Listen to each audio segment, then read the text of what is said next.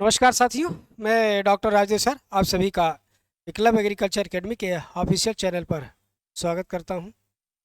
आज एक पुनः राजस्थान लोक सेवा आयोग के द्वारा बहुत सारे पदों को लेकर के विज्ञापन जारी कर दिया गया और उनमें 21 प्रकार के पदों का विज्ञापन है और अच्छी खासी संख्या भी है।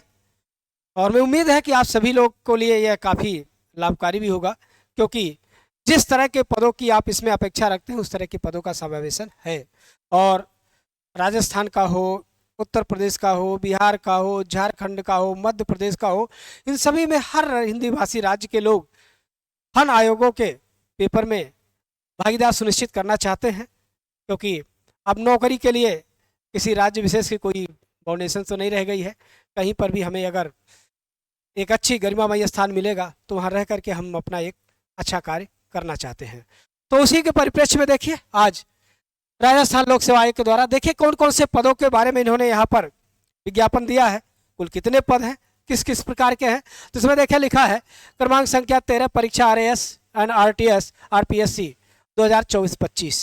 आयोग द्वारा कार्मिक विभाग के लिए गैर अनुसूचित क्षेत्र राजस्थान राज्य एवं अधीनस्थ सेवाएं संयुक्त प्रतियोगी परीक्षा द्वारा सीधी भर्ती नियम 1999 के अंतर्गत एवं अनुसूचित क्षेत्र हेतु राजस्थान अनुसूचित क्षेत्र अधीनस्थ लिपिक वर्गीय और चतुश्रेणी सेवा भर्ती नियम 2014 के अंतर्गत राजस्थान राज्य एवं अधीनस्थ सेवाएं संयुक्त परीक्षा 2024 के कुल 733 कुल कितने हैं 733 पद एवं उनमें है राज्य सेवाएं के 346, अधीनस्थ सेवाओं के 387 पदों हेतु ऑनलाइन आवेदन पत्र आमंत्रित किए जाते हैं। पद अस्थायी एवं विभाग से कुल रिक्त पदों की सेवाएं संख्या एवं वेतनमान निम्नलिखित है। ठीक है, राज्य सेवा के कितने हैं 346 पद है। ठीक है, अब उनमें कौन कौन सा, राज्य प्रशासनिक सेवा के 28 है जो जिनका वेतनमान लेवल 14 का है।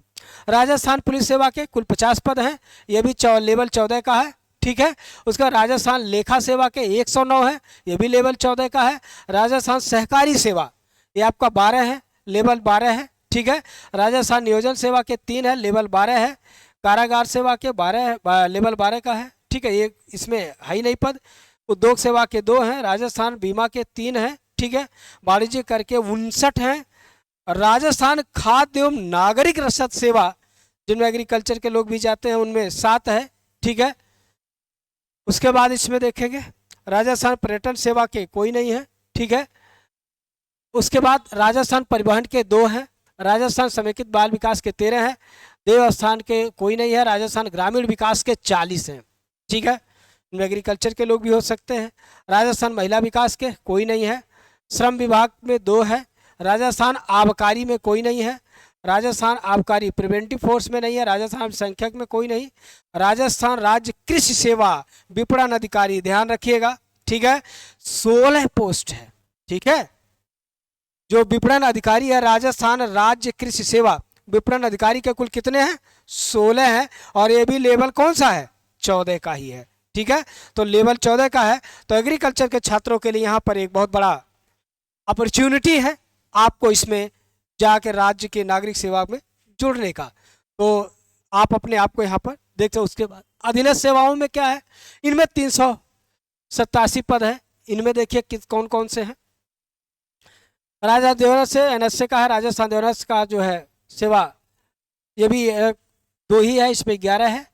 सहकारिता में 2 है। राजस्थान तहसीलदार लेवल 11 है। ठीक है, 166 पोस्ट है तहसीलदार के, बहुत बड़ी है। आपको भी पता है ये जुडिशरी पावर, इसके पास जुडिशरी पावर होती है, ये अपने आप में एक बहुत ही सम्मानित पद होता है। ठीक है, राजस्थान तहसीलदार सेवा, ठीक है, इनमें 12 है। ठीक है, ये लेवल 11 का ये भी है।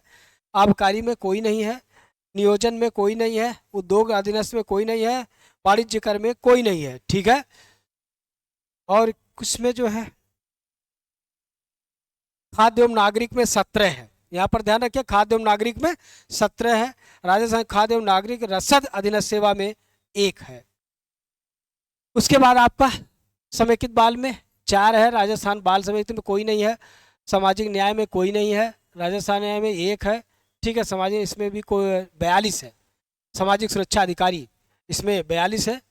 और राजस्थान सामाजिक न्याय एवं अधिकारिता अधीनस्थ सेवा में, ठीक है, सामाजिक सुरक्षा अधिकारी के 8 है, लेवल 11 का है।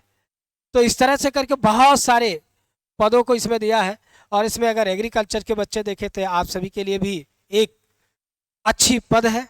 और इनमें से जितने प्रशासनिक है उनमें तो सभी लोग अप्लाई कर सकते हैं, किसी के लिए कोई बाउंडेशंस नहीं होता, कुछ के लिए योग्यता की जो है बाउंडेशंस होती हैं, तो उनमें जा कर के अपना आप देखिएगा, ठीक है। आगे इसमें तमाम तरह के जो आरक्षण की बात है वो बातें लिखी गई है। यहाँ पर एक बात ध्यान देना ये है कि जो राजस्थान राज्य के अनुसूचित जात, अनुसूचित जनजात, पिछड़ा वर्ग, अति पिछड़ा वर्ग, आर्थिक रूप से कमजोर होंगे, उनको आयु में 5 वर्ष की छूट है। और जो किसी भी प्रकार की महिलाएं हैं उनमें आयु में 10 वर्ष की छूट है। ये बात को आप ध्यान रखेंगे, ठीक है। उसके बाद इसमें ऑनलाइन ऑफलाइन के लिए कब से शुरू हो रहा है, ठीक है। ये देखिए आपका जो आवेदन की अवधि है वो 19 सितंबर से शुरू होगा और 18 अक्टूबर को रात्रि 12 बजे तक, ठीक है। 19 सितंबर से आवेदन इसमें प्रारंभ होंगे और 18 अक्टूबर तक आवेदन आप इसमें कर सकते हैं। और इसमें भी आवेदन करने के लिए आपको OTR, राजस्थान की जो में आयोग की साइट है उस पर जाकर पहले OTR पर आपको अपना 1 टाइम रजिस्ट्रेशन करना होगा। उसके ही बिहाफ पर आप जो है फॉर्म अप्लाई कर सकते हैं, जैसे यूपी में होता है वही हाल यहाँ पर भी है, ठीक है। और OTR के दौरान आप अपना पूरा डॉक्यूमेंट आप वहाँ पर देंगे ही, आपको भी पता है, ठीक है। उसके बाद तीसरा जो महत्वपूर्ण बात है कि आवेदन के लिए शुल्क कितना है। तो आवेदन के लिए शुल्क अनारक्षित, पिछड़ा वर्ग, क्रीमी लेयर, अति पिछड़ा वर्ग के क्रीमी लेयर के अभ्यर्थियों के लिए 600 रुपया, ठीक है। आरक्षित वर्ग, अनुसूचित जात, अनुसूचित जात, पिछड़ा, non creamy layer, non creamy layer, ठीक है। आर्थिक रूप से कमजोर, इन सभी के लिए कितना, बाकी के लिए क्या है कमजोर 400 रुपया है। राजस्थान के अन्य राज्यों से अनुसूचित जात, जनजात, पिछड़ा वर्ग से कमजोर रूप से अभ्यर्थियों के सामान्य वर्ग का अभ्यर्थी माना जाएगा। मतलब अन्य राज्य के कोई भी होंगे, नो डाउट उन्हें उस राज्य के आरक्षण का कोई लाभ नहीं मिलेगा। तो जो भी अन्य राज्य के होंगे आप सभी लोग जो है 600 रुपया आपको इसमें पेड करना होगा, ठीक है। तो इसमें बाकी आप जो प्री का कैसे एग्जाम होगा, प्री के लिए सब्जेक्ट क्या देखे लिखा है, general knowledge and general science, ठीक है। मैक्सिमम मार्क 200, ठीक है। और कुल टाइम कितना है, 3 घंटे का एक पेपर होगा, ठीक है। कितने होगा, 3 घंटे का कुल एक पेपर इसमें होगा। और ये एग्जाम 2 चरण में, प्री और मेंस 2 चरण में एग्जाम कंप्लीट होगा, जैसा कि यहाँ पर प्रीलिमिनरी और मेंस। तो प्रीलिमिनरी एग्जामिनेशन में देखा, preliminary examination consist of 1 paper who will be objective type and carry maximum 200 marks. The examination is meet and serve as a screening test only. The standard for of the paper will be bachelor's degree level. मतलब इसमें जो question रखेंगे वो bachelors degree level के रखे जाएंगे, ठीक है।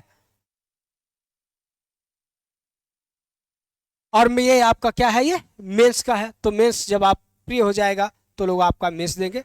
तो इस तरह से ये आप पूरा एक बार ये संस्था के टेलीग्राम चैनल पर PDF हम डाल भी दे रहे हैं, वहाँ से निकाल कर अपना इसको एक बार पढ़ लीजिएगा, ठीक है। और फॉर्म को सभी लोग अप्लाई करिए, क्योंकि एग्जाम देने से आपको कुछ ना कुछ सीखने को सदैव मिलता है, ठीक है। तो आप लोग बढ़िया से इस परीक्षा को दीजिए। बाकी यहाँ पर कैसे कैसे पे क्या सीटों का क्या बंटवारा है ये यहाँ पर पूरा आपको दिया गया है, इसको पूरा पढ़ लीजिएगा एक बार। यदि आपको किसी तरह की इसमें असुविधा होगी तो हमारे संस्थान के टेलीग्राम मोबाइल नंबर 94 15 25 25 72 पर आप कॉल करके जानकारी कर सकते हैं। तो इस पर आपको सारी जानकारी उपलब्ध कराई जाएगी, क्योंकि हमारी संस्थान के द्वारा वैसे पोस्ट ग्रेजुएट लेवल के MSc AG की तैयारी के लिए UP CATET, BHU, JRF, SRF, CUT, ABM, FO का बैच संस्थान में चल रहा है। किसी भी छात्र को इस बैच से जुड़ना होगा तो आप सभी का स्वागत है। आज के लिए इतना ही, धन्यवाद।